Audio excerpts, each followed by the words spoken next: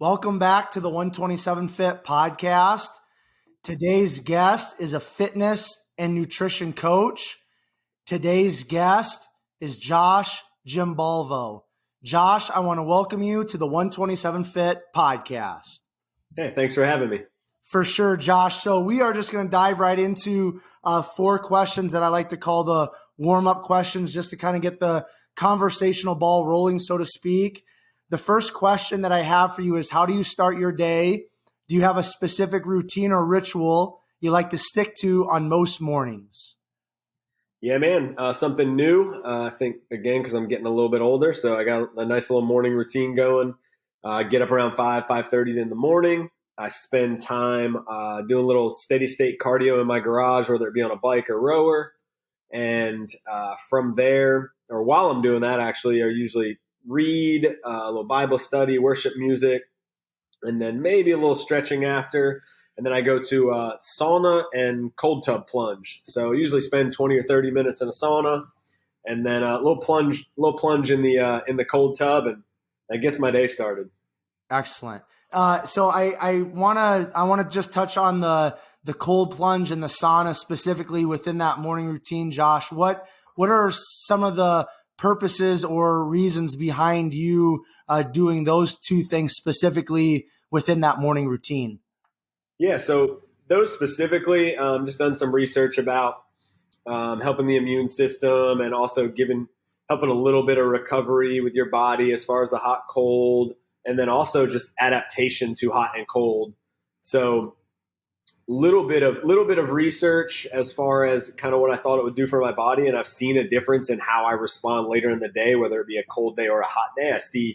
I respond differently than if I were just to go out on a hot day and work out, a year or 2 ago. I feel like I respond differently to that hot or to that cold. And then, part of the morning routine is to get up before anybody else and not have work emails and not have any kiddos bugging or anything like that. And that's a mental thing. Just, I know for me that helps my day. I actually think it would help most people's day, just to kind of have a few minutes for yourself, before the day gets started. Awesome, man. All right. The second question here, and for the warm-up questions, do you have a favorite quote, mantra, or word? And I know that you kind of mentioned just faith there as a part of your morning routine, the worship music and things like that. So if there's a favorite Bible verse or something like that, just favorite quote, mantra, word. Also, if you want to share a favorite Bible verse, that would be super cool as well. Bible verse wise, it's probably Ephesians 6:11. It talks about putting the full armor of God on so that you can protect against the devil's schemes. I love that one. I feel like the devil can attack, so that's one of my favorite ones. Got a tattoo with it as well. And quotes, I don't stick on too many quotes, but I do like the old Yoda quote: "Do or do not. There is no try." Again, I'm not sure my clients like hearing that, but that's one of my favorite ones. Like, I don't want to try to do it; I just want to do it. For sure. Sometimes the simplest words or the simplest quotes are the most powerful, right? Yep, agree. Cool. All right. Is there a book or podcast that has been especially impactful in your life? Ma'am, there really hasn't. I have been not much of a reader up to my age of 36 today, and actually started a book just recently because I wanted to get more into reading. So I started a book called Out of the Cave. From my lead pastor at our church wrote the book, and it's about his battle with depression and anxiety, and kind of some research about it. So no, there's not one that has kind of built me. There's been a lot of people. I've kind of, throughout my career and just life in general, I've tried to attach myself to coaches and individuals, especially if we're talking about the coaching field. Coaches that have been in it longer than me or know more than me, or a sport that I'd like to learn how to coach, and just kind of attach myself to their hip and just really learn from them. Excellent. Now, kind of that mindset, Josh, in regards to, attaching yourself to people to learn. Is that something that you feel like you developed at some point in your life, or is that something that you feel like you've had that mindset or that focus in your life from a very young age? I feel like it's something I've had, but I don't believe it's hard to believe that. So I feel like also at the same time, it's something that my parents instilled maybe through athletics. So I've always been into sports, and they've always pushed me to, either play up or play on that, try out for that travel team or whatever it might be. It was always that, hey, why don't we not settle here? Why don't we try this? Or let's not settle here. Let's reach out to this coach. Or so I think maybe it was kind of instilled in me at a young age. And then I think it's just progressed to really everything I can think about, whether it be business, coaching, parenting. I sure would like to learn from somebody who's better than me at it, and that's just how I learn too. I just learn by example, learn by watching, learn by listening. So, something still with me, I think, through sports, but I feel like I've had it for a really long time. Awesome, man. All right. The last question here, Josh, in regards to the warm-up questions, what is one piece of advice you would give your younger self? Not that I would listen to my younger self, but, I wouldn't change anything about my past, but I probably try and talk myself into reading more so that I enjoyed it more, because I know that there's so much information in good books. And so I'd probably say that. And then I'd probably tell myself to invest in Bitcoin, way earlier than I did. Because if I'm going to try and tell myself something, I might as well try and make some money out of it, For sure, man. Yeah, just tell your younger self to invest in Bitcoin, and you might have to explain to your younger self what that is, right? Yeah, exactly. It's crazy, man. Like I'll be 34 in July, so we're right around the same age, But just since I graduated college back in 2010, like the changes in technology, it's just it blows my mind. Like if you think about, I was born in 87. So from that time up to this point, it's mind blowing. But literally I think about this sometimes because like when I was in college, like, smartphones were just starting to become a thing. Like I didn't have a smartphone until I think 3 or 4 years after college. But it's like if you just take the smartphone and the impact smartphones have had, upon the world, it's mind blowing, right? So just to think about like, hey, I'd tell my younger self to invest in Bitcoin, then have to go and actually explain what that is. Like back then, like would we even, not just you and I, but like, people in general, would we even been able to grasp the concept of something like that? You know what I mean? It's just, it's kind of fascinating to think about that stuff. Yeah, I still don't grasp it. I mean, and we were talking about the phone stuff just the other day, and I don't know what the comment was. I think it was like me saying I would have gotten in a lot more trouble if like my parents could have like tracked me and saw phones on social or pictures on. I'm like, we couldn't take a picture, or we didn't do all these pictures with our phones. And my daughter said, you didn't what? And I'm like, I didn't have a phone like this. I guess there might have been a picture on my flip phone, but it was not really a picture. And she's like, really? And I'm like, yeah, again, I'm 36. Like you said, sure, since 84, but what about 10 years ago? Even 10 years ago is different, man. It's so funny you say that, because it is. Yeah, I still don't get it all. I still don't understand it all.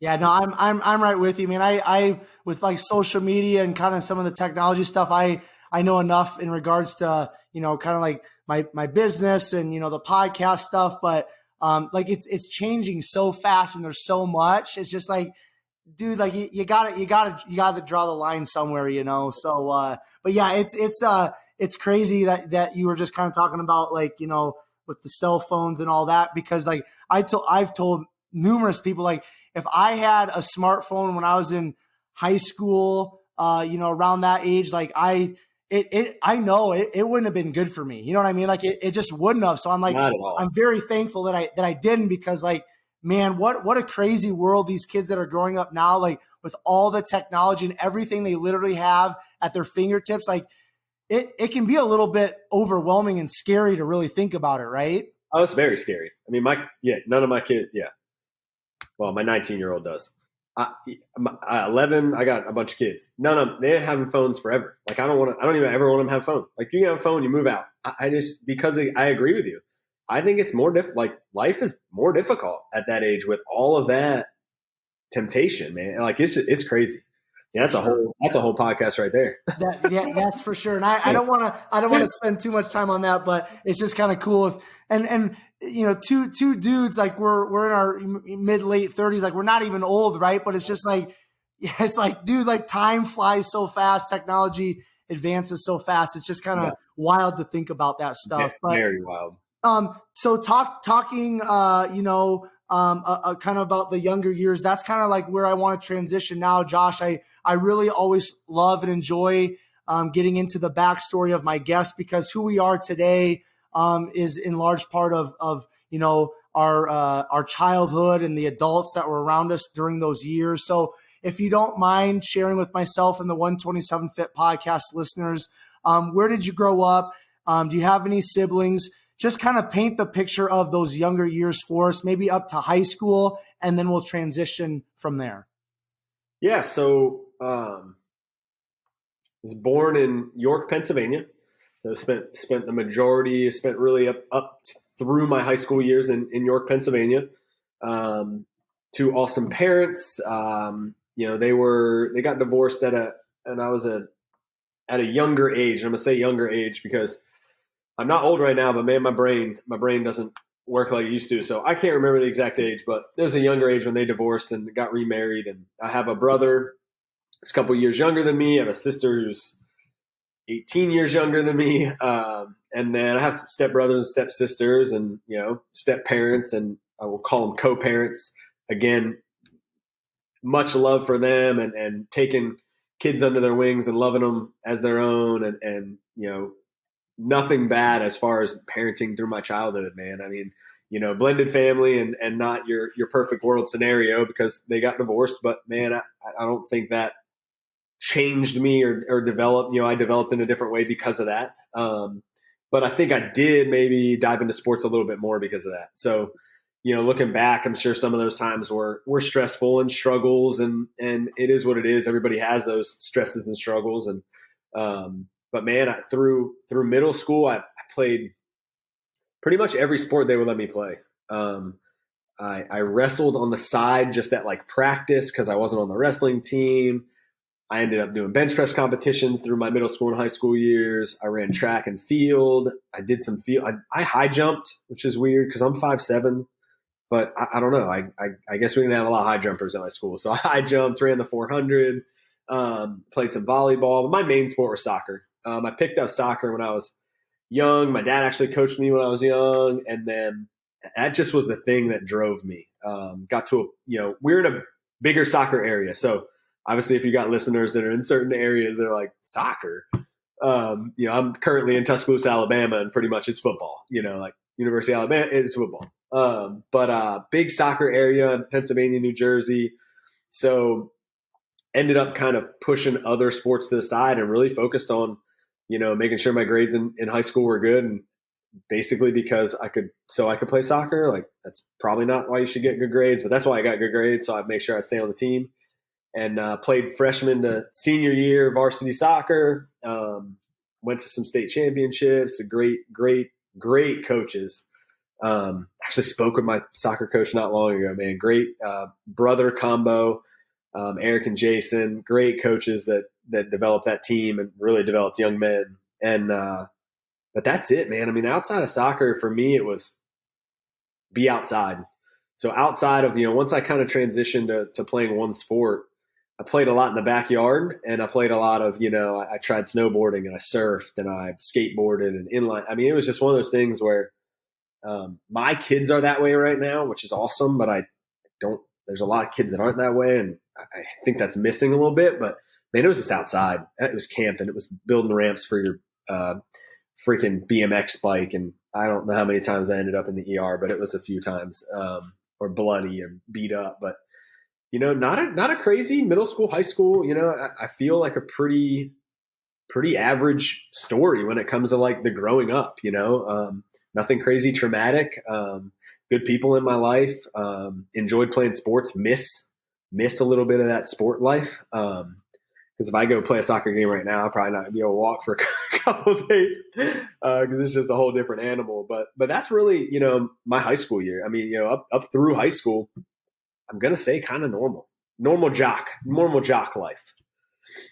For sure, and I can relate to that because my entire childhood was sports, and I can relate with the grade thing because all I cared about was sports, and you got to get somewhat decent grades just to be able to play, right? And I do truly believe that there's way more positives that come through sports in childhood than negatives. But something I do want to touch on, Josh, because you talked about when I said, is there a book or podcast that's been especially impactful in your life? You mentioned, just some coaches and people more so than the books and the podcast. But do you feel like, cause you just mentioned having a couple brothers that, were coaches of yours in terms of soccer. Do you feel like maybe because you had maybe a positive family environment and you had some really awesome coaches growing up in those younger years, do you feel like that's something that has played into you now being a coach and then you seeking out coaches or mentors in your life currently just to continue to grow and mature as a human being? Yeah, absolutely. I think it comes from my parents first, but luckily, again, they pushed me to these sports and pushed me to be better. And, but yeah, I think that, man, obviously I can't remember a negative. Now, again, I played for the same soccer team for a long time, so I didn't have a ton of different coaches through high school, but I can't remember a bad coach or a coach that treated us badly. Now I can remember workouts I didn't like, and I can remember long tryouts I didn't like. But as far as how we were treated and the standard we were held to, I absolutely think Coach Eric Webb, who was my high school coach, holding us to a higher standard as far as academically, athletically, human being, impacted me as far as how I thought I would want to go forward.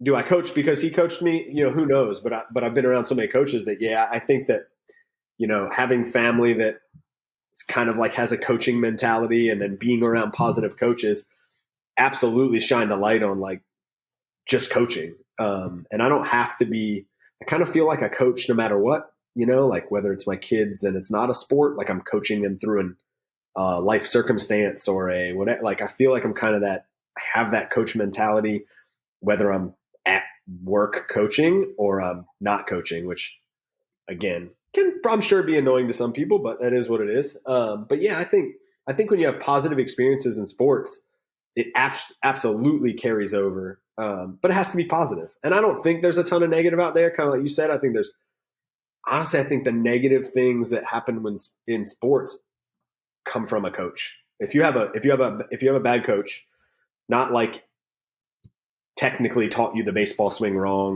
but if you just have a coach that has a mentality that is negative, I think that's a negative impact. Outside of that, I think there's so many positives to playing a sport.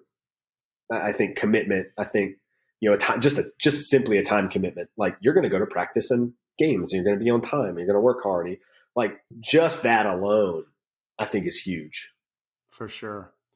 So since we're there, we're gonna step back into your story, but since we're kind of there, the whole coaching thing, I'm kind of interested in kind of getting your perspective, from your perspective and your point of view, like what makes not a good coach, right? But what makes someone a great coach, whether that's, an athletic coach, whether that's a fitness coach or a nutrition coach or a life coach. There's, that word coach is thrown around a lot today, especially on social media. But, what makes a great coach? And for you, when you hire somebody to coach you as a coach, what are you looking for? So first of all, what makes a great coach from your perspective and your point of view? And then what do you look for in hiring a coach when you want to hire a coach for whatever you need in your life at that time?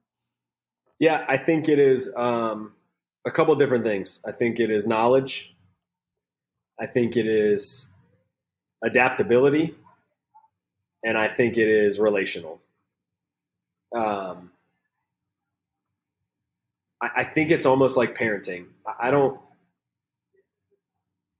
have to have the best relationship with my kids as far as be their friend, because that's not my job to be their friend. And it's the same with coaching. I have most of my clients are my friends, but it's not really my job. But I need to be relational. I need to understand where they're coming from and what their lifestyle looks like, because everyone's lifestyle is different and everyone's background is different, and everyone's reason that they are training is different.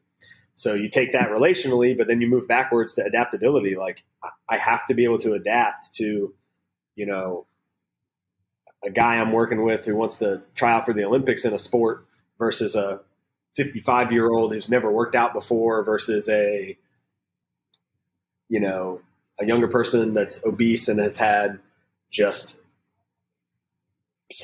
negative speaking over that person because of their weight, whatever that is. All of their relationships are going to be different with fitness, different with food, different, and I have to be able to adapt to that. And then knowledge. I just think you got to know what you're talking about. You don't have to be the smartest person. That's okay, but you've got to show. And honestly, I'm not a certification degree paper kind of guy. I'm a results kind of guy. So you've worked with hundreds of clients and it's worked for hundreds of clients. Let's talk.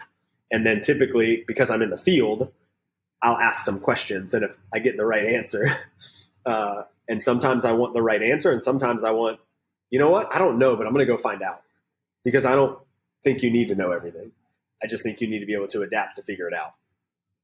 Because you shouldn't, man. If you've been in coaching long enough, you know that there's going to be some. I mean, I've absolutely seen movements come up that, like, I've never seen. What the heck is that? Like YouTube, and like, man, that's a cool move. Like, and I've been coaching for 15 years. You don't have to know everything, but you got to be, and especially, we just talked about smartphones. In 2021, you have no excuse to not find the answer. So I think those three things, and I think knowledge, adaptability, and relational are three huge, for me, points where I think that they make a coach. Excellent. I wanna dig a little bit deeper in terms of the relational side of things, because in my own life I've learned just how important it is, and I'm referring more to like personal training, like one-on-one personal training, and even just coaching youth and things like that. But I've really learned over the last, I'd say, maybe 2 years or something like that, just the importance of listening to people, right? So for you, Josh, like, how do you kind of go about, because like you said, like, everybody's different. Everybody's got a different story. Everybody's got a different background. Everybody's got different goals. When they step into a gym or they seek out your coaching services, everybody's different. So how do you kind of initially, work on that relational side of connecting with somebody when they seek you out or step into the gym and you're going to train them or coach them? Yeah. So right now, all of my fitness is I've owned a gym for a long period of time, and we stepped away from that. And everything I do right now I shouldn't say everything. I have a couple personal training clients. The majority of what I do right now is remote, and I either do programming where they follow a program of mine. I have demo videos on an app. I program for them. They kind of do their thing at a different gym or a home gym. And then I nutrition coach people, same thing, remotely. And the way I start, really the way, and it's honestly very similar to how I would have done it when I had a gym. Just this time, it might be, the first thing might be an email, second thing might be a Zoom or phone call, etc. But I always, when I send when I get information to me, like, hey, I have a friend that might want to try you out, or hey, such and such is going to call you. I said, great, let's set up something. And my first rule of thumb is, let's make sure we're a good fit. There's a lot of coaches and there's a lot of humans. Every human and every coach aren't compatible. So whether it be just a different type of fitness, whether it be their goals kind of don't align with the way I train and kind of how I see fitness, we just get on a call, and some people are like, I'd rather text you, I'd rather email. I don't, man, whatever makes you comfortable. Weirdly enough, younger people want to text, middle people, like they all want to do something a little bit different, but sometimes it's a next steps email, and I ask tons of questions about their day, their family, their work schedule, their goals. Same on the phone call. I want to know more than, hey, you want to be skinny? I can help you be skinny. Like, and we always talk about that. We talk about, one, I always ask my clients, what's your why? And if your why is, I want to be skinny, then I ask my client again, what's your why? And if they can't find one that's deep, that will make them kind of stop in their tracks and go back to the goals they set out, then I want them to literally get off the phone with me, go think about it. Because my goal with that is getting them to find something that will make fitness a priority and not something that's easily ditchable. And when you have a defined why and it's deep, it's hard to quit. It's not hard to slip.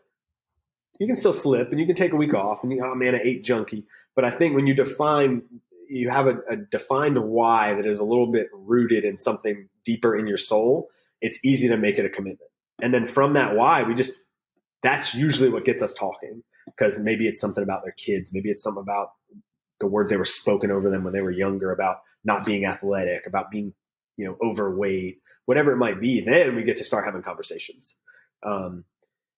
Because as a nutrition coach, guys and girls, I'm going to ask uncomfortable questions. I got weird questions. People are like, you just asked me? I said, yeah, I did just ask you that. Oh my gosh. I'm like, you don't have to tell me, but this would help, and I'm going to talk about medications and I'm going to talk about, drug use and alcohol use. And we're going to have those conversations. And I think that's really nipped out right away in our first conversation. We aren't a good fit if they don't want to share any information and they're really uncomfortable with that. And sometimes we're just not a good fit. And usually we connect really quick if we're a good fit. And it just becomes me saying I can help them saying, man, we really love the plan. Because I also lay out how it works. Okay, well, if you decide to pay me, I never expect someone to use me over someone else. But hey, if you decide to pay me, this is how my plan works. And this is what I'll expect of you. And this is what you should expect of me. Because I also think giving clear expectations are a must. They're not going to be able to talk to me 24/7, 365.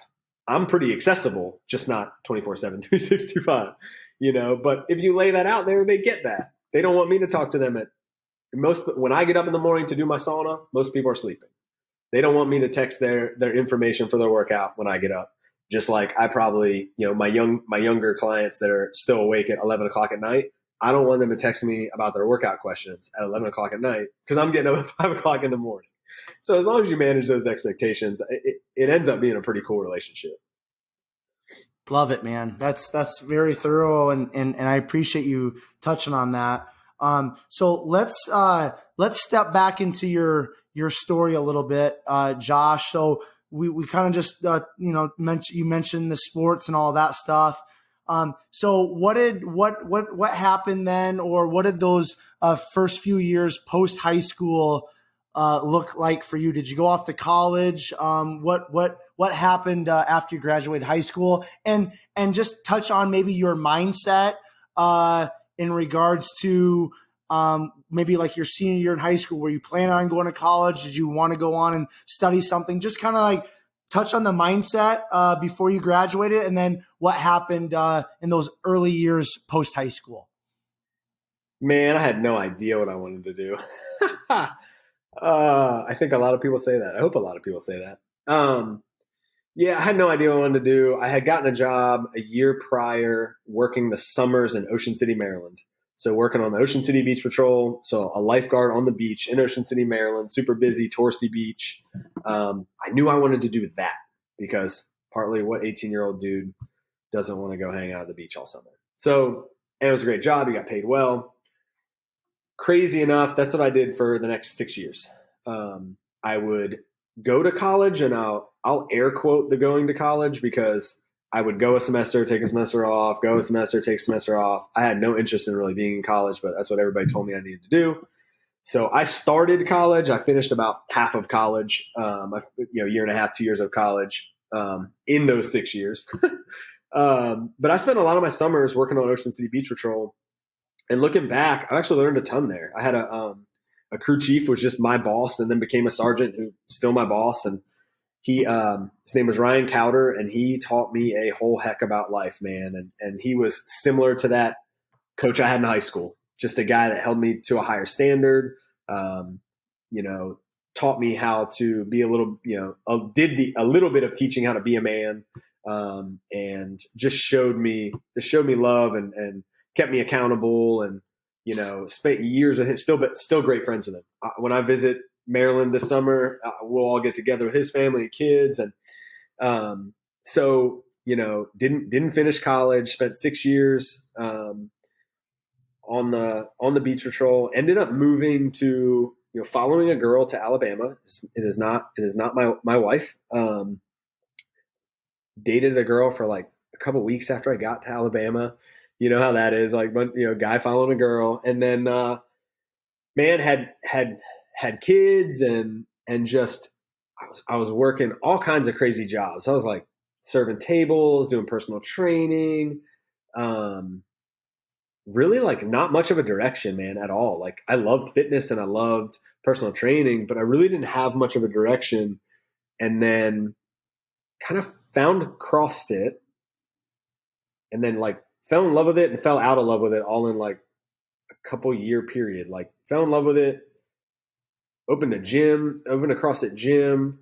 Then I started meeting like these strength and conditioning coaches, and I was like, okay, well, CrossFit's kind of doing some things wrong. I'm like, for me and who I want to train, and just this whole craziness of like finding myself as far as a coach. Like, again, maybe not saying they were doing it wrong. I wanted to do something different. So kind of attached to a couple coaches and learned some different ways of programming workouts and different ways of treating clients. And man, just was in that gym life from 2009 until 2020. I think last year is when we closed our brick and mortar location, but still coaching through that. But yeah, I mean, at the end of high school, sure, I wanted to go to college, but again, I think it was more because everybody was telling me that's what needed to happen.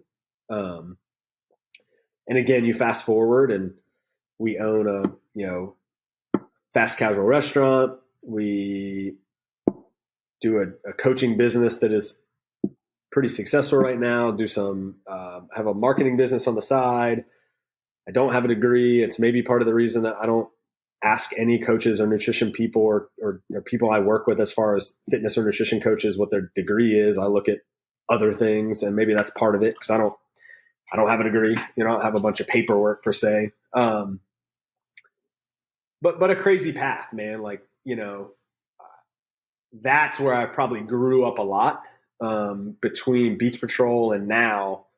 My first little boy that I had passed away in 2008. And that really was like the turning point of like, hey, I want to do something like that. The high standard I was held to when I was younger, like, I want to hold myself to that standard. The high standard my parents did, or my coaches did, or my friends did. Like, now that was the push of like, I want to learn everything I can. I want to do the best I can.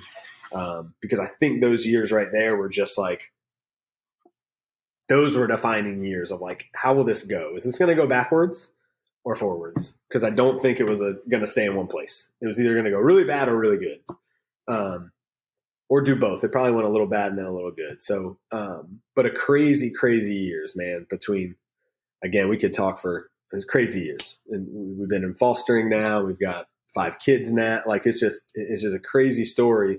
But I think a lot of it was just this build up. And thankful that I had people in my life that held me to standards and high standards and supported me. So when things like that happened, I didn't look at like, oh, I didn't finish college, or I had some backbone to stand on because of those people in my life. So was like partying and kind of like just that fast life, was that something that was like a big influence in your life then when you were kind of in those earlier years after high school and stuff like that? Oh yeah. Yeah, man. There was a lot of partying, and as much physical activity as possible. And that's probably partly why beach patrol was so awesome. Like, we worked out, we swam, we definitely partied. Like, I was at the beach, and then, you'd stay over for a month or two because they needed help. And then you wouldn't do that part of the college. But then when you went back to college, you kind of partied a little bit in college too. But I was getting zero out of college, like nothing. I mean, the time I was there, like, I got nothing out of it. that's all my fault, nobody else's fault. But yeah, man, partying in fast life is probably the best way to put it. What do you think? I don't know. I'm assuming here that you're a guy that's reflective, that you've maybe looked at your past a little bit and just thought about it and processed it and analyzed it. But like, what do you think? Because from just like what you've shared with myself and the listeners, like you had a pretty healthy, strong childhood and upbringing. What do you think it was that in those younger years? Obviously, like you were working, you were making money and stuff like that, right? It's not like you're just, a bum or whatever. But what do you think you were like looking for, searching for, in those like, those early 20s or the mid 20s? Because I know for myself, like once I quit football after my freshman year in college, like I had an identity crisis because sports was literally everything. And it wasn't my parents' fault, or I had an amazing childhood and all that stuff, kind of like you, it sounds like, like sports was everything. That's how I got my positive reinforcement. That's, all the positive was sports, right? I was encouraged to work hard and I worked hard. And so, people praised me for that and, all this sports. But then when sports was over, like I didn't know who I was. Like I literally at the time, I didn't realize it obviously, but looking back, it's like I literally at 20 years old or whatever it was, went through an identity crisis. And those were some of the darkest days of my life because I did not know who I was. Yeah. So, what do you think looking back on your younger years and, the partying and all that stuff, that kind of that fast life, Josh, what do you think you were looking for, searching for, or what was your mindset at during those times? Where was your heart at that point? Man, I think looking back now, right? So now that I have a relationship with God and now that my faith is strong because I have a relationship with God, I think that looking for anything, I mean, I'd love that. There's probably something I was looking for, but I think at the end of the day, it's what anybody's looking for, which is literally anything. And I don't think I was unhappy, right? Especially in the moment. Now, I wish I would have saved some of my money and not spent all of my money, or I wish, that's where those partying things come in. You're like, man, Beach Patrol paid really well. It was a really good job for 6 years. And at the end of 6 years, I had $0. So it's like, whatever, that's fun. And that's the younger self. But I think looking back, it was anything. So sometimes it was girls and sometimes it was, I'm getting real fit right now. And sometimes it was my job. And I worked hard. I've worked hard all my life. I still work hard. I joke all the time that like I want some businesses that just like pay me and I don't have to go to work. And everybody's like, dude, you'll go to work anyways. Like you'll go do something. So I've always been that way. And I don't know. I know now that doing that has nothing to do with me searching for happiness. I love doing. Back then, I think maybe it was looking for a way to be happy, an identity. But again, anything. I don't think you could nail it down. I think that it was always something different. And I think that as long as it kept me happy, it was a good thing to do, right? So like drinking too much kept me happy, good thing to do, working too much, not going to school, like whatever it was, as long as I was happy doing it, I was like, that's cool. I'll do that. So I don't think there was one thing other than, man, looking back, if I had a relationship with God that showed me that, the place I am and where I'm at and what I'm doing and I have a purpose in life. And if I was working a purpose, whether it be, who knows, loving people, whether it be a nonprofit, whether it be all these things, right? If I had a purpose back then, I don't think you look for all that stuff. But looking back, shoot, I had fun. I wasn't an unhappy person. Again, wish maybe I did a few things differently, but I wouldn't change any of that anyways, because I think you fast forward to Josh right now, 36 years old, standing here talking to you, we might not have this conversation, or it might be a real boring one, but I like having a past that allows me to tell my story and talk about, tough things that happened and how we got to where we are and then still have questions. Man, I wish I had it all figured out. I wish I had it all figured out. I'm still trying to figure it out. Well, yeah, we all are, because if you have the mindset or the attitude that you haven't figured out, life's going to humble you. Right. So, Yeah. so you mentioned, you had a child that passed away back in 2008, and you kind of mentioned that was like a pivotal point in your life. Do you mind just kind of sharing a little bit more about that, Josh? Yeah. I'll give you the cliff notes because it's a long story. But we had a little boy. He was early, so he was a NICU baby, born in February of 2008, and on all accounts, other than being a small premature NICU baby, he was healthy.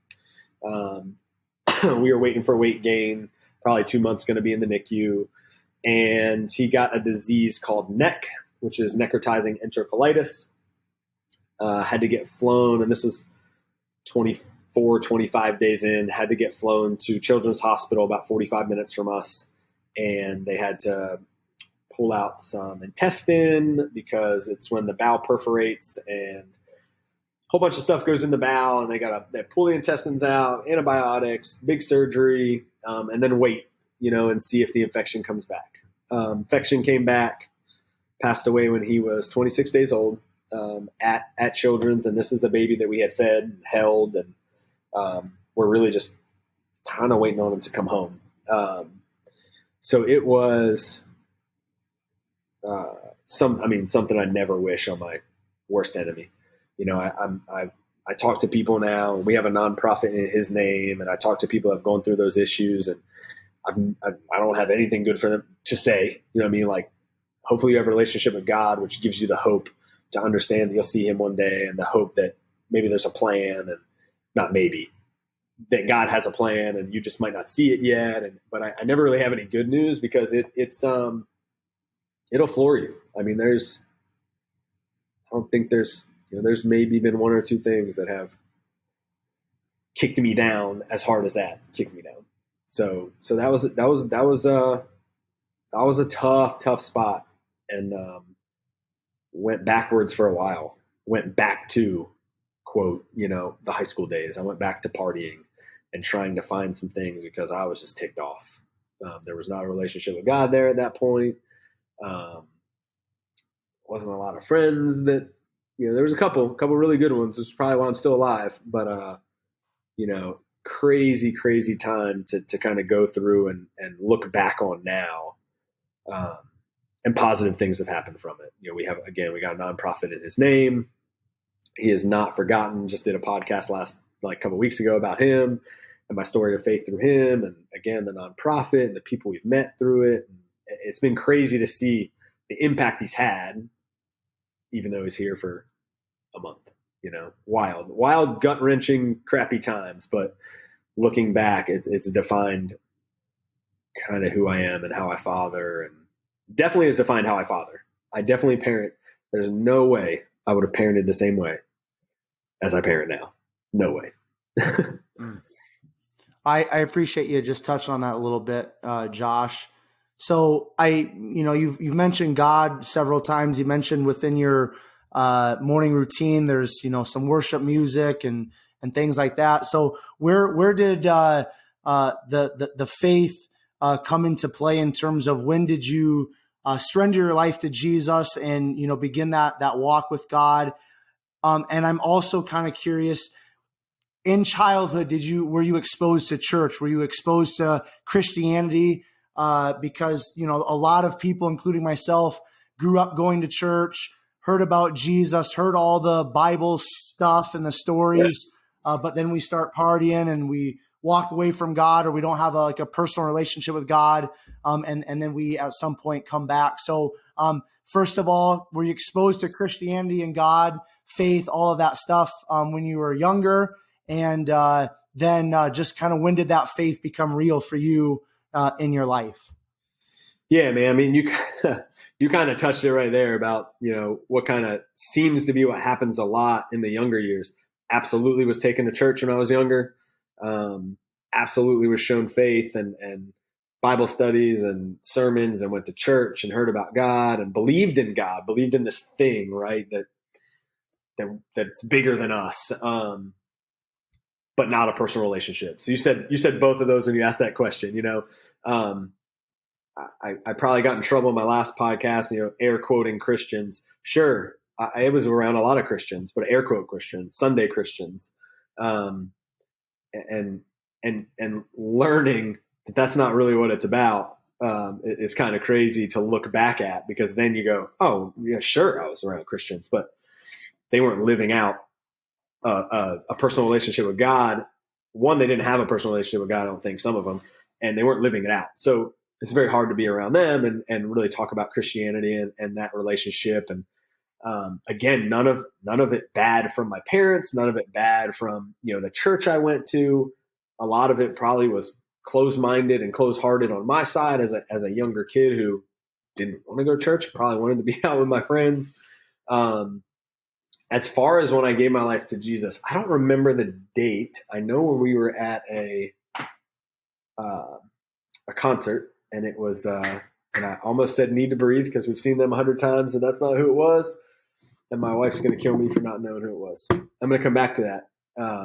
Hillsong Worship. We were at a Hillsong Worship concert in Baton Rouge. Whew, almost got in trouble. And yeah, that's where I surrendered. And we had been going.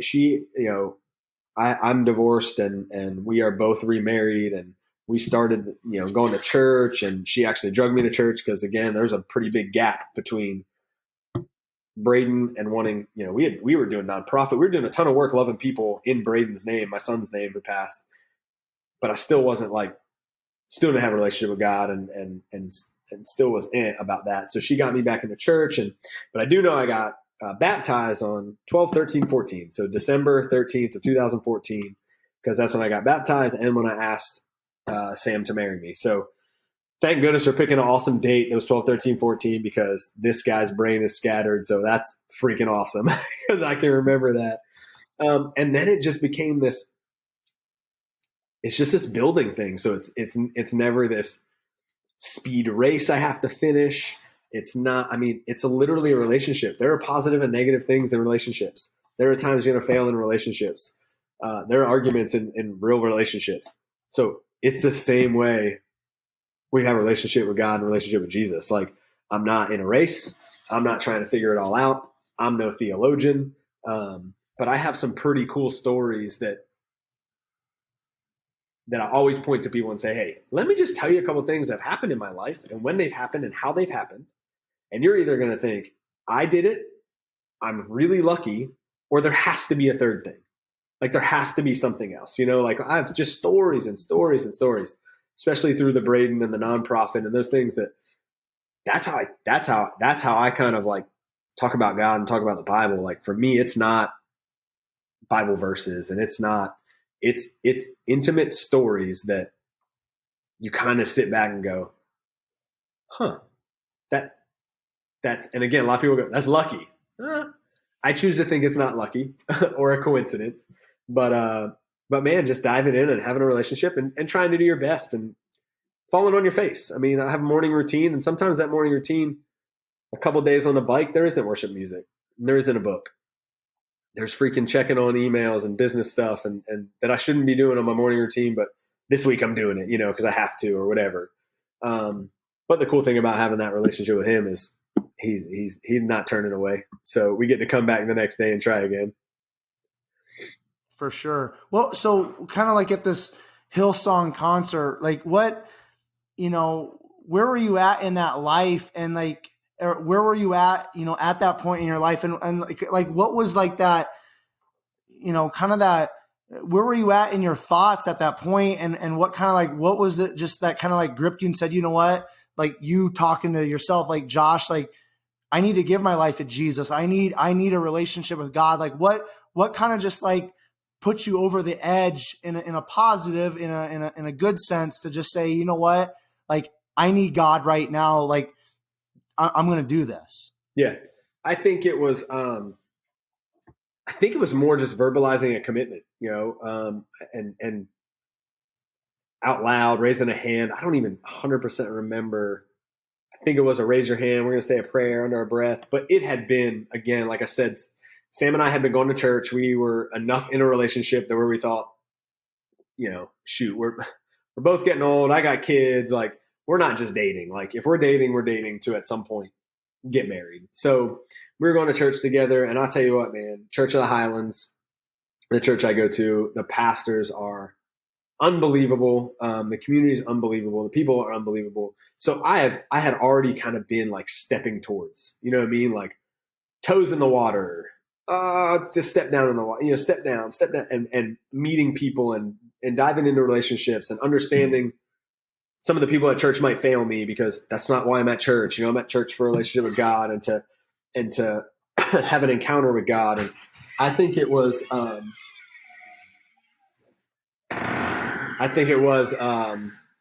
one of those things that I was ready. And to be honest, I think at the Hillsong concert, I think I just got like floored. Like God straight up was like, bro, you got to do this. Like I haven't heard verbal from God, but I have had coincidences or lucky or like these feelings. And that's what it was, man. It was like, dude, you got to do this. And I just raised my hand, said the prayer, and it's like, all right. And then the next step, I don't think it was long between then and getting baptized. Like I knew that my next step was now, like I need to tell people that I've decided. For sure. So just to kind of just wrap this up in terms of just, talking about, the faith side of things, have you found, when you kind of surrender your life to God and stuff like that, have you found that it's been difficult for you to, really like walk out your faith and live out your faith and share your faith? Or do you feel like at that point, like, and just stepping into that intimate relationship with God, you feel like, it's just like, what, this is who I am. And you've just been able to live it and share it and preach it. Has that been something that's been easy for you or hard for you, Josh? Man, yes and yes. I think that's so, man, easy and hard. It's crazy that question. And I actually really love that question. I got to use that question for asking other people.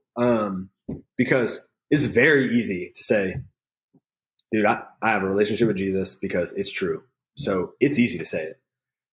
It's easy to tell my story. It's easy to talk about giving my life to Jesus. If you read the Bible, Christianity in itself is not supposed to be easy. And I have had tough conversations. I have had, it's difficult because you're a little bit under a microscope because now it is like you have to be perfect, which you don't have to be perfect. But like there's people out there that think you have to be perfect. You really gotta, when you're doing things you don't have a relationship with Jesus, you can kind of just do something bad and do something bad. Where now it's like, man, I said a couple things to an employee, or I said a couple things to a business partner, or and now you have this like, hey, I probably didn't go about that the right way. I probably need to call them back, and I need to go at that loving, because God said love people, and God said love your enemy, and God said love your neighbor as yourself, and God said, so like telling people about my faith and proclaiming that I have a relationship with God, super easy. Living out the faith can be easy at times, but I think it'd be super difficult at times. And again, more of a self-evaluation difficult. And I think you should self-evaluate every area of your life. I think that you can always get better at programming workouts and programming nutrition and programming. But man, when you're talking about God and Jesus and you're talking about a higher power, and you're talking about, it's just like, and I really have to evaluate how I treat people and how I carry myself and how my family carries themselves. And so, yeah, that's a, you got two answers on that one. Yes and no. Awesome, man. So I want to touch on, you mentioned owning a gym. You mentioned, you mentioned CrossFit. So, and then you also at some point in our conversation, you mentioned that you did maybe some powerlifting, a bench press competitions when you were really young. So,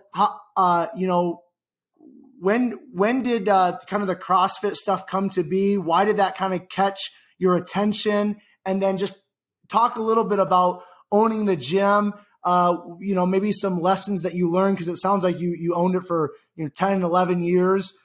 So where did the CrossFit stuff come to be? Why did that grab your attention? And then, what was just kind of like a little bit of the insight within owning the gym? Man, what caught my attention is it was a sport. It wasn't a means of like getting in shape for me. It was like it had movements in it that were tough that I needed to learn to figure out to teach myself. It was another sport.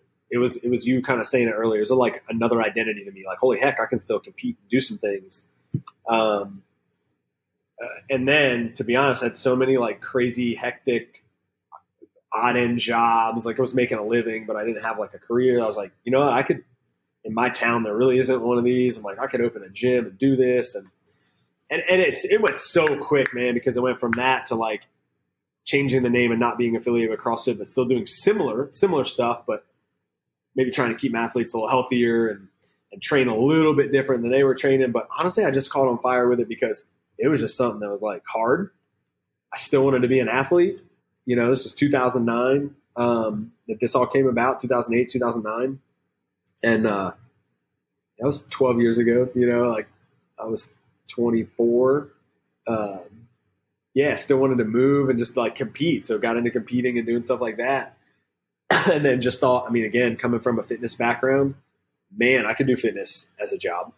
And it just spiraled from there and went into, again, different branding, and different kind of programming, but similar to CrossFit the whole time, like having some sort of sport aspect to it. Always kept my attention. It still does. I train a lot differently now. But I still hit some CrossFit competitions with friends, and I still hit, just because like it's another way to just still be active in a sport. And that's really cool for my kids to watch too. Not just working out, but literally going out and like competing is fun for them to see because I expect them to give their best. So every once in a while they got to see me hurt and suffer and give my best. So it's kind of twofold now that I'm getting a little older with kids, but I just enjoy it, to be honest. So, how did you kind of get into owning a gym? I know you just mentioned like the area you're living in didn't really have anything like the CrossFit gym or the CrossFit box, but how did that kind of unfold? Because that's kind of that's a pretty big undertaking to have your own gym, have your own business. That's this thing I think a lot of people misunderstand. It's like, oh, like I like to drink, so I'm going to open up a bar, or I like to work out, so I'm going to open up a gym. It's like, well, that's cool, but like it's a business. You gotta make money. You gotta pay bills. There's a lot more that goes into it. So, what did that look like for you in terms of opening a gym and then sustaining a gym for 10 plus years? Yeah, it started. My stepdad actually invested in it, so it started me and my stepdad, and he was the main investor in it. And we went, I learned a lot about getting an LLC and budgeting and QuickBooks and all that craziness that goes along with it that is not coaching. So that part's not fun. Had a brick and mortar for a couple years, decided to do two, one on the other side of town, bought out my stepdad. I don't even remember, maybe 4 or 5 years in, changed it just to Innovate Fitness. So no CrossFit name, started training a little different, meeting different coaches around town, working with weightlifters and football players and baseball players. And then, that kind of on the side. And then just a regular day, work here, live here people. But man, it just honestly came in like a whirlwind, came quick. After I kind of approached him with the idea and he wanted to invest, it just came quick. And there was a whole lot of learning on the fly. And obviously it taught me a lot of business stuff. And now we run other businesses and it all kind of stemmed from that. But yeah, it was like 50% coaching, 50% all the other jazz that comes with it, but really I learned on the fly and figure it out. Again, I don't have a degree in business or luckily there's Google. So I still to this day, freaking something with taxes or something. It's just insane how much stuff there is that you gotta know that you can pick up Google and pick up the phone sometimes just to try to figure it out. So a lot of learning on the curve, and we closed the brick and mortar basically because of COVID. We were just getting that and tons of gyms opening here, and we had moved our time away to a restaurant and doing other stuff, and so weirdly enough, God's timing was perfect. Like we hated to close it, but it ended up perfect. I spend more time. We have a 9-month-old foster baby right now who we're probably going to adopt. So like we're literally like starting over with kids, but I'm able to hang out with her during the day and just put my schedule around stuff with her. So again, 10, 11 years of it, but I'm a little thankful that there's a different kind of training now and a different role and still in fitness, but not brick and mortar and a different kind of way of doing it. So, what do you think was, obviously I know there was a lot of learning within that time frame of having a business, right? And a gym specifically, but what do you think was the biggest takeaway or the biggest lesson learned from having that brick and mortar business, Josh? Owning a business is freaking hard. I mean, honestly, the biggest takeaway is kind of being frustrated at what people think business owners do and what people think business owners make as far as money. Dude, I clean the bathrooms. You know what I mean? Like I take out the trash. So honestly, probably humility and humbling are probably the two biggest things you'll learn when you open a business. In my opinion, I've learned a lot. I know a lot about the tax codes. I know a lot about blah, blah, blah, blah through business, but I honestly think it's humility and humbling. And honestly, you learn a little bit more about how to be a leader.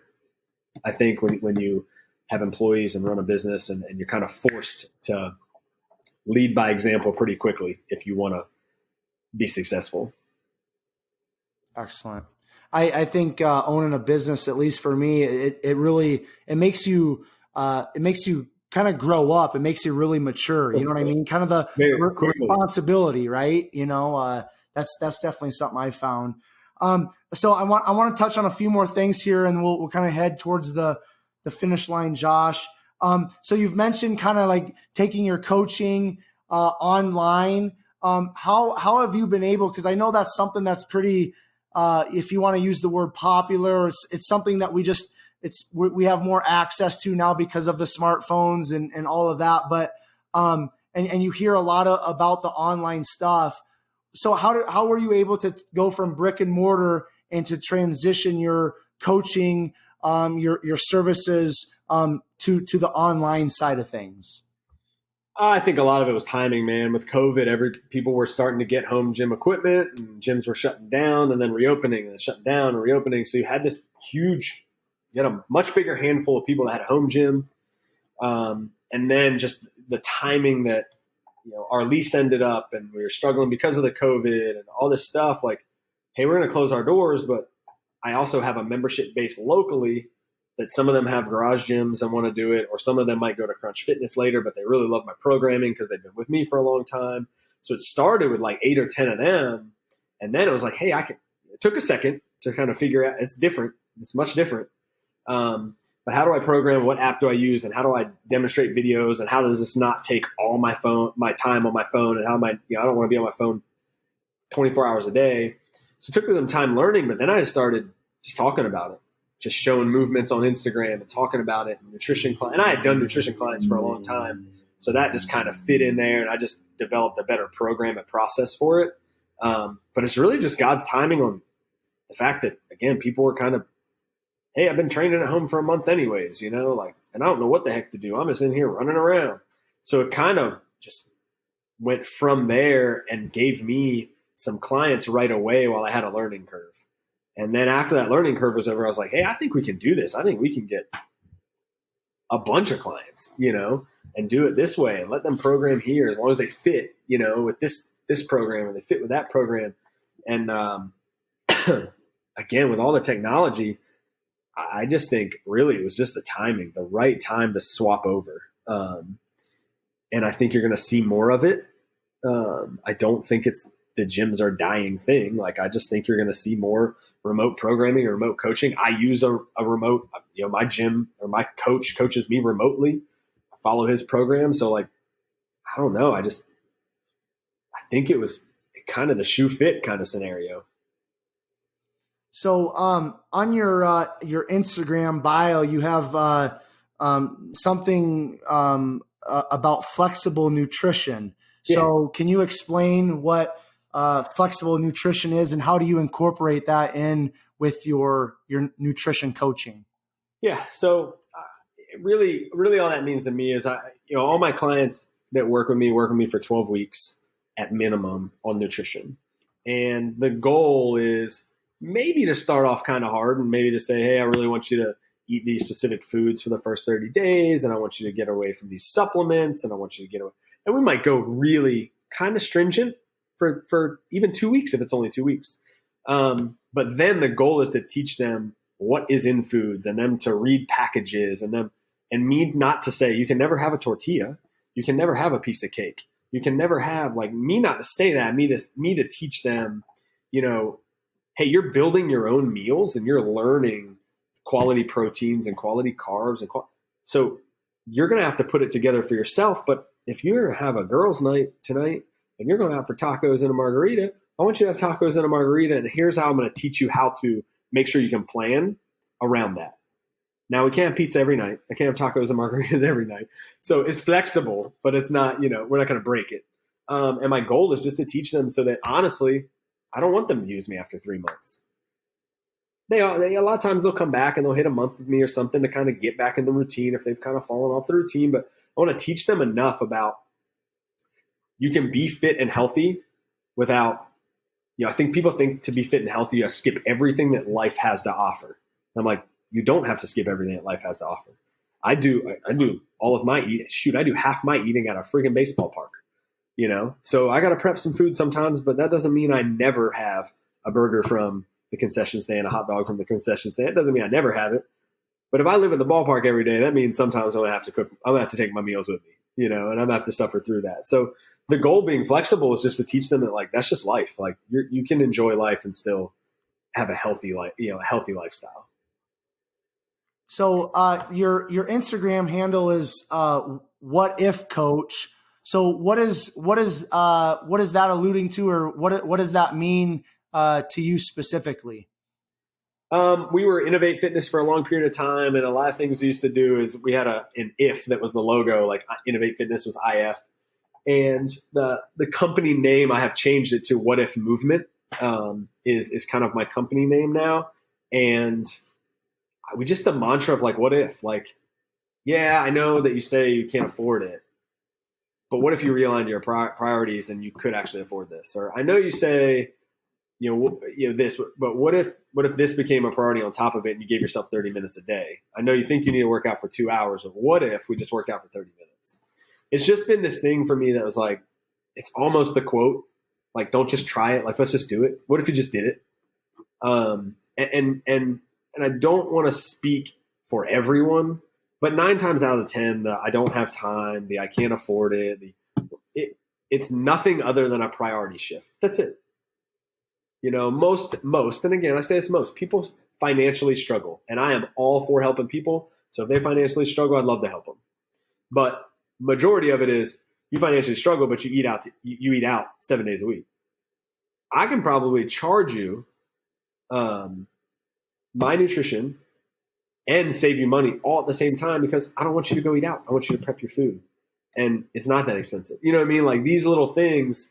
So that's where that mantra came. Like, what if coach? It was like, what if? And you can say that to 900 things. Excellent, man. So, just a couple more things here, and then we'll wrap it up. But, you've interacted with a lot of different people through, like, the coaching and the gym and the fitness and all that. What do you feel like, because there's always something deeper, right? Like, people come to you and you're gonna ask them what their why is, and they're gonna say, well, I want to lose weight because I've got a wedding coming up or whatever. But we know, those of us that are within kind of the fitness industry and coaching and training and all that, like, once you start to get to know people and they start opening up, like, you realize, like, it's more than just losing weight. It's more than, looking better. There's something deeper. There's something, like, on the inside. So just majority speaking, Josh, what do you feel like when people are coming to kind of, what do you see as what people are really looking for or searching for in regards to when they come to you and they want to lose weight or they want work on their fitness or their nutrition? What do you think, or what do you see, generally speaking, that a lot of people that issue, that deeper issue is? Man, I think a lot of it, I think a lot of it is them feeling better. And sometimes it's physical, sometimes it's emotional, and sometimes it's both. So I think a lot of times when people start to dig into it, they just don't feel good, man. Like whether it's medications they're on for arthritis, high blood pressure, all these different things. They got indigestion, like, so they don't feel good. And they've hopefully heard here and there that, like, if they ate healthier, they might not have as much indigestion. And they've heard here or there about those kind of things. And then I also think not just physically feeling, you're fine. I think it's not just physically feeling better, but I think an emotional, just like a body image thing, and that to me is a tough one, because I think that you can be beautiful and strong or handsome and strong, but also need to work on eating better and being healthier. Like body image is one of those things now that's kind of weird, but I want you to, a lot of times they want to feel better about themselves, whether it be in a bathing suit, in a dress they got because they're going to go to this wedding, and that's when you say weddings, like that's the first thing I think about is like, it's not really for the wedding. It's that they just realized they're not going to feel good about themselves dressed in a specific thing in front of a specific amount of people. And that's just comes from just a little bit of loving yourself. And I think, weirdly enough, I think super fit, athletic people also sometimes have a body image and they don't love themselves. So, that's across the board. That's not just unhealthy people, but I think typically it stems from feeling better emotionally, feeling better physically. And then there's a ton more, man. I got kids and I can hardly run around with my kids. I've heard that a bazillion times. And that's really part of, for me, I love that. That's what I want to train people for. Man, maybe it's because that's how I want to train myself. I want to just smoke my kids when they're like freaking seniors in high school. Like I'll go out on the baseball field and just run them over. Like, just, you want to race? I'll race right now. Like I want to be able to do that. So I love training people that maybe aren't that competitive about it, but they're like, hey, I have a couple kids and like, I'm not going to be able to keep doing this if I keep up my lifestyle of eating and honestly, blatantly, is sometimes just laziness. Because sometimes just say, hey, let's get up and walk. Let's just get moving. So it is fun to see those deeper needs, and that fires me up. Like when people get open about that, I'm like, I can work with that, because hopefully when you do have a slip, I can remind you of your why. And if I remind you of your why and it's deep, then we're gonna get back on track. If I remind you of your why and it's super shallow, we're probably not gonna get back on track. You paid me. That was cool. I made a little bit of a living, but we didn't make progress. And I don't like that. Right. I've actually gotten rid of clients because I was like, man, you're not doing anything. I don't feel like this is a good, here's some of your money back. We'll just part ways. And because I want to make a difference in how you live, because you wanted to make a difference in how you live, but getting deep with them is pretty fun.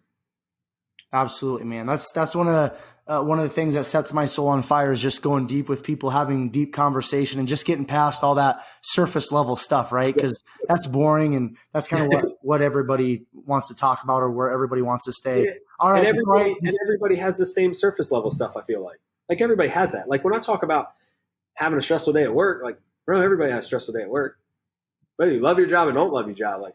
Like the surface level, I think, is like 99% of the population, and that's why you say it's kind of boring, because that's everyone's story. Like let's go a little deeper and figure this all out, and then it becomes interesting, and a topic that, like you say, can kind of set your soul on fire and be ready to roll with it. Absolutely. All right, before I ask you the last question, Josh, I always try to be intentional on my podcast.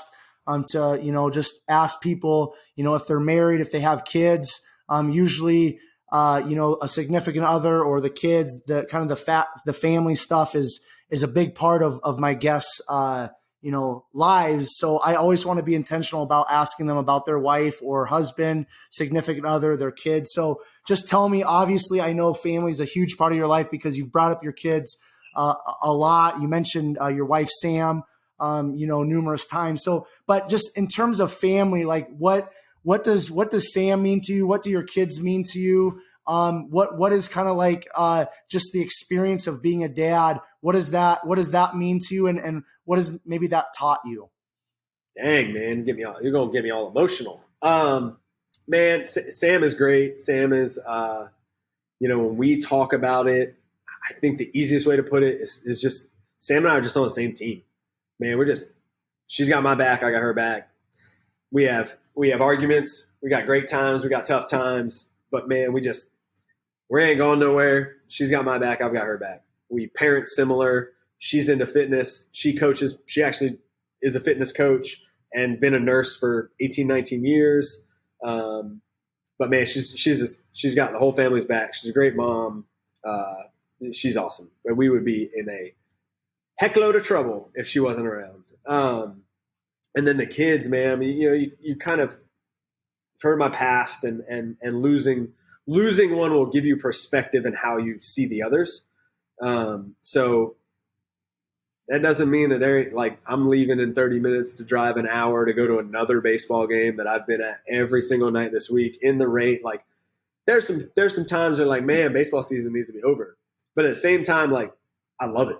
And like, it's not a bother to me and I enjoy it. And I think that they have made me that way, but I think a lot of just losing a child has kind of made me that way. But we've got 5 kids. So we have 19-year-old daughter, 11-year-old son and 11-year-old daughter, a 9-year-old son, and a 9-month-old baby.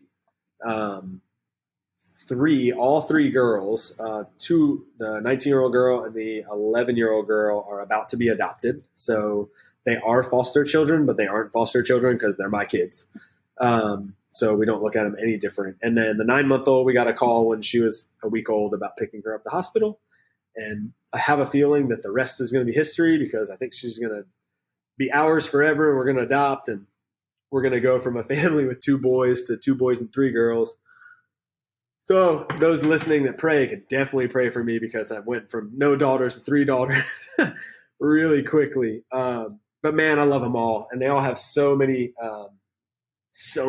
cool characteristics about themselves. And they're all so different, but so similar. And honestly, I just love people and I like the character of people and just like the differences of people.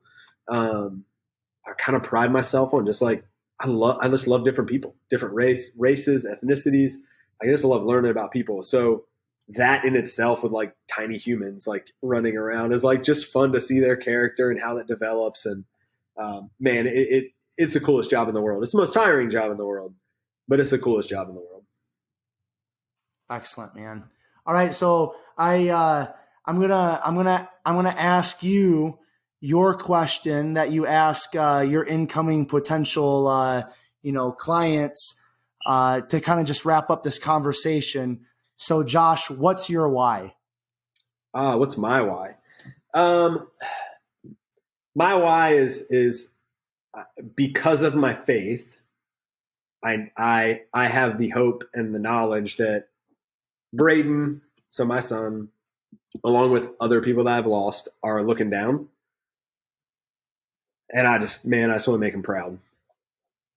So in whatever I do, I'm definitely going to try my best.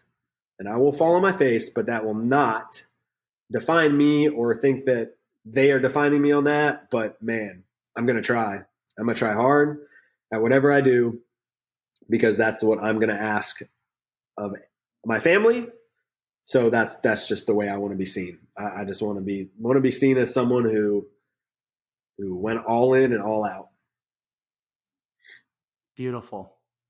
All right, Josh. So if somebody has, just really been impacted by your story, if somebody or some buddies want to find out more about you, if they're maybe interested in learning more about your coaching services, kind of all the things that you have going on, where can people find out more about you? Where can people find out about some of your coaching services and again, all the stuff that you have. Man, I think two easy ones. One you touched on earlier, Instagram. We got, 2021, man. It's like send me a DM on Insta. It is at whatif_coach. That's a great place to reach out. And I put a lot of content. So even if they don't want to reach out to me, I got some recipes on there. I got some workout videos. I got some fun stuff I like to try in the garage as far as movements that they can check out. It's free, man. Just take some of that. And then my website is whatif-movement.com. And that just kind of has my services and that just my nutrition and fitness and great place to kind of check that out. But I always say, man, it's great to reach out if you got questions on Instagram and let's just have a conversation. And if it ends there, awesome. If they want to become a client, awesome. I love talking fitness and life. So cool. Is there anything, Josh, before I do the outro here, is there anything that you kind of want to leave with the listeners? Any final thoughts or final words? Man, I don't think so. I think, or we can just go back to the good old Yoda, man, and do or do not. There is no try. So I just hope the listeners enjoyed it and got something out of it, enjoyed my story, and really hope they just get after life, man. For sure. And so I just want to thank you, Josh, for just taking some time out of your schedule to jump on the 127 Fit podcast and share your story. We had a little technical difficulty. So thank you for being patient and, thank you for spending a little extra time with me just to get the fullness of your story. Absolutely, man. I enjoy it and I enjoy you sharing my story. So I appreciate it. And I hope it was good for you as good as it was for me. Absolutely, man.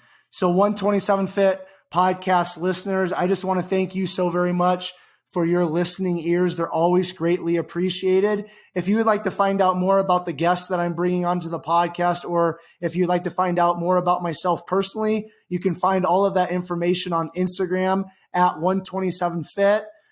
Facebook is Quentin Vars. If you guys would do me a huge favor and please leave a 5-star written review, especially within the iTunes Apple Podcast app, that would be, again, greatly, greatly, greatly appreciated, because the more reviews you get with a podcast, the more people can find it. And the name of the game of the 127 Fit podcast is that people would share their stories and those who listen would be positively impacted. So as you guys leave those written reviews, more people are going to find the podcast, more people are going to listen, and more people are going to be positively impacted. One other huge favor I'd ask of all of you listeners, as you found great value in Josh's episode or a previous episode of the 127 Fit podcast, I would just ask that you would take Josh's episode or another episode of the podcast and share it in all your social media story platforms. And then if you think you would be a great guest, or if you have a friend or an acquaintance you think would be a great guest or guests for the 127 Fit podcast, you can just send me an email or give the email out to that friend or an acquaintance. The email is 127fit@gmail.com. And then per the usual, I will leave you with Proverbs 24:10, which states, if you faint in the day of adversity, your strength is small. This time, until next time, I'll catch you guys later.